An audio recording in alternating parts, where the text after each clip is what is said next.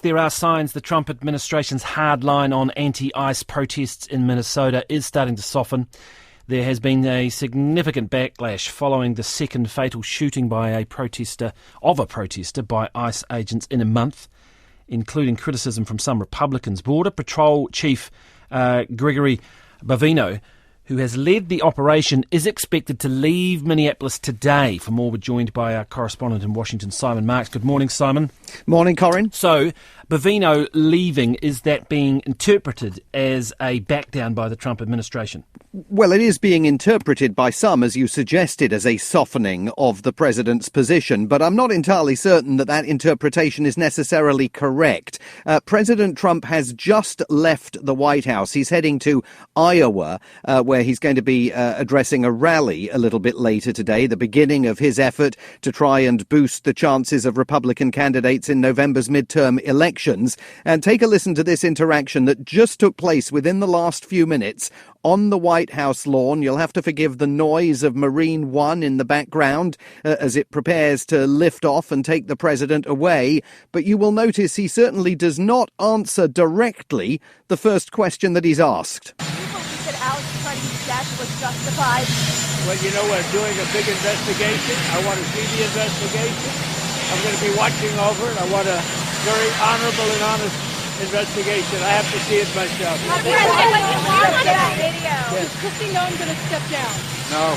So Kristi Noem, the Secretary of Homeland Security, is not going to step down, despite indications last night that her career was on the rocks. And he was asked there specifically whether the killing of Alex Pretti, that 37-year-old American citizen, an intensive care unit nurse who was gunned down by Border Patrol agents after they removed a pistol that he was legally carrying as he engaged in his legal right to observe and film Border Patrol operations in Minneapolis. He was asked if that killing was justified, and he sidestepped the question, saying there's going to be an honourable and honest investigation, and he's going to take very close interest in the outcome of that investigation. But earlier today, take a listen to what Tricia McLaughlin, the number 2 at the Department of Homeland Security, had to say on Fox News as she again doubled down in many of the falsehoods that senior Trump administration figures have presented to the public about what happened to Mr. Pretti on Saturday. I pray every morning and every night for Alex Pretti and his family. This was completely preventable, and we never want to see a loss of life. And it is a reminder that when you do obstruct lawful operations, especially if you're armed, it's dangerous and it can be deadly. You have the right to practice your First Amendment, of course, and your Second Amendment rights, but do so responsibly and without breaking federal law. And just a reminder, from all of the videos that we've seen of Mr. Pretti's actions on Saturday, there is nothing to suggest that he was acting irresponsibly, trying to impede a law enforcement operation, or in breach of federal law. Well, he had his hand in the air and was holding a phone. This is a big part of the story, isn't it? It's this Orwellian doublespeak where the administration was so keen to control the narrative around this, they came out saying he was brandishing a weapon, and then the videos emerged and people were being told not to believe what they could see with their own eyes.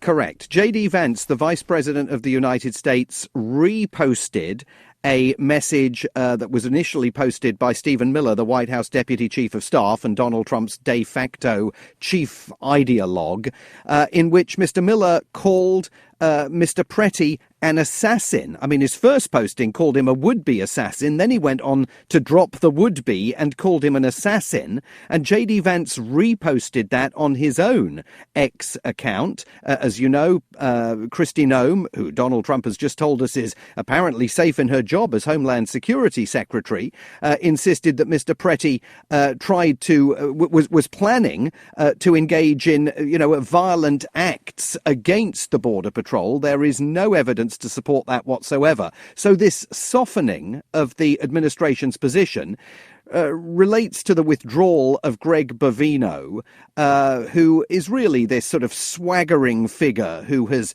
headed the Border Patrol, been accused for weeks by people in Minneapolis of goading residents there, of terrorizing the city. A man who started at one point a few days ago to start wearing long overcoats of the style favoured by the SS during World War II. He's being withdrawn. He's clearly being demoted within Donald Trump's inner circle, but they are instead sending to Minneapolis the president's immigration czar, Tom Homan, who himself is no shrinking violet in the zealotry stakes and who last year threatened to arrest Governor Gavin Newsom and the mayor of Los Angeles, Karen Bass, out in California, accusing them of trying to get in the way and disrupt ICE operations that were aimed at sweeping illegal immigrants off the streets. So it's not at all clear that this really is a softening of the administration's position. Quick last question. Are we seeing more Republicans break ranks here on this issue? It feels like this is a significant moment from afar,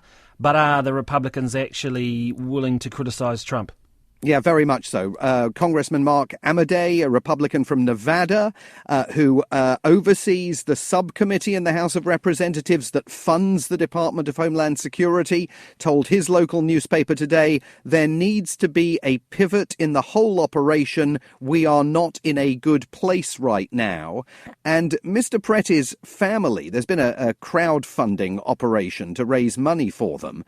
That crowdfund has now topped $1 million, and many of the people contributing to it are grassroots supporters, members of Donald Trump's Make America Great Again movement, who are outraged over the fact that Mr. Pretti was a legally permitted gun owner who had his weapon taken away from him and then was fatally shot by the Border Patrol. So the administration's in a very invidious position, particularly with the pro-gun lobby here. Thank you, Simon. Simon Marks, our Washington correspondent.